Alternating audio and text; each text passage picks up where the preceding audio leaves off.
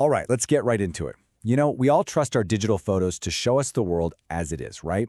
But what if I told you there's this subtle imperfection, a tiny warp in reality that's hiding in almost every single picture you take? Today, we're going to dig into that exact problem, digital lens distortion, and the surprisingly tricky journey it takes to actually fix it. So take a really close look at this picture. Zero in on the black border of this color checker. Does it look like a perfect rectangle to you? Or do you see a slight curve, a little bit of a bow outwards? What you're seeing there is a very real, very physical limitation of a camera lens. Yeah, that little curve has a name. It's called geometric lens distortion.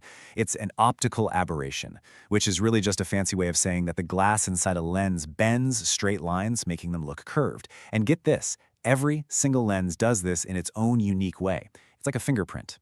Now, for you and me taking snapshots, we probably wouldn't even notice. But if you're doing scientific work or anything that needs precision, it becomes a huge problem. And that brings us to a really specific challenge. How in the world do you find the perfect correction for one particular camera with one particular lens, especially when that distortion is just stubborn? It just resists all the easy fixes. So this is a story about the quest for a perfectly straight line. Okay, so for this specific camera, a Nikon, set at a super wide 11mm focal length, the distortion was really obvious. All they had to do was take a picture of some graph paper. You can see it right there. Look how the straight lines of the grid start to bend and curve the closer they get to the edge of the frame. This was not something they could just ignore. It absolutely needed a precise fix. Now, you'd think, right? In this day and age, fixing something like this should be as easy as clicking a button in some software. And yeah, that was the first thought here too. But that simple fix, it quickly turned into a series of really frustrating dead ends. First up, they tried the standard pre-packaged corrections from a popular database called LensFun. Nope, no luck. Then they tried manually tweaking it in a powerful photo editor, RawTherapee. Still wasn't good enough. Okay, what about another tool, Hugin? That one lets you manually tell the software which lines are supposed to be straight. And it worked, kind of, for one image.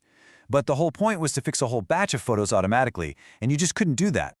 And this slide just perfectly shows the problem. On the left, that's the original distorted image. On the right, that's the picture after applying that standard out-of-the-box correction. Look closely at those grid lines. You can still see them curve, can't you? The so-called fix barely even made a dent. This quote just says it all. The usual toolbox was empty. It became pretty clear that to get a result that was actually accurate, they were going to need a completely different and way more powerful approach. So, this was the big turning point in the story. When all the standard user-friendly tools failed, the search for a solution had to go deeper. It had to go into the code itself. And this is where it gets really, really interesting. The answer wasn't going to be found by clicking another button or dragging another slider. No. The solution was hidden away in the world of programming. And the hero that emerges in our story is a Python package called Discorpy. Yeah, that's D-I-S-C-O-R-P-Y.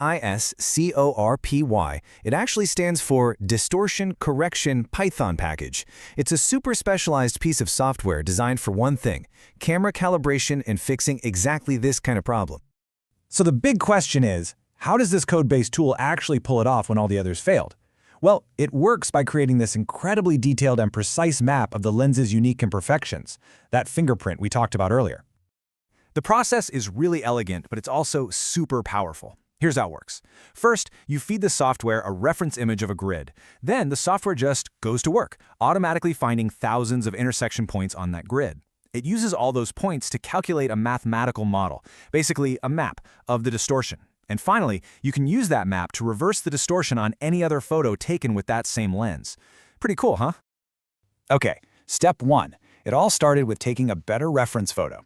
That first shot of the graph paper just wasn't going to cut it. For Discorpy to really work its magic, it needed a grid that filled the entire frame, from edge to absolute edge. That's the only way it could see the full picture of the distortion.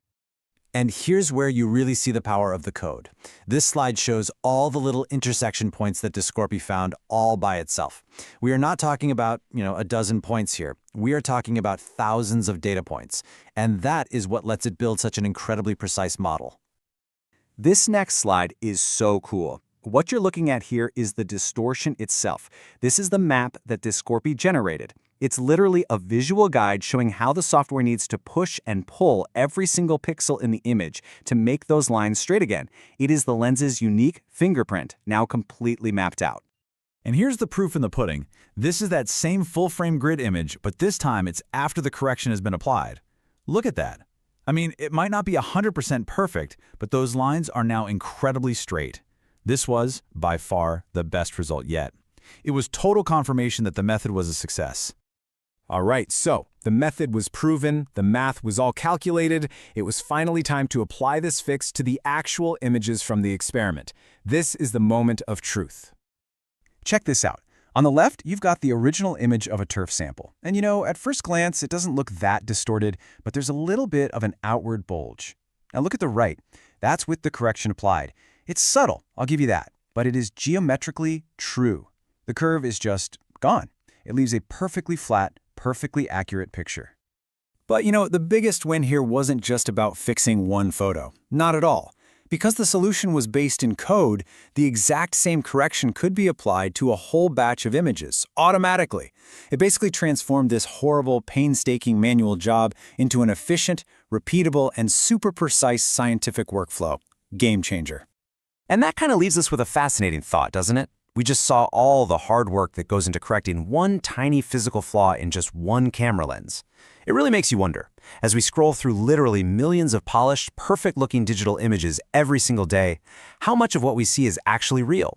And how much of it is just elegant code silently correcting the curve for us in the background?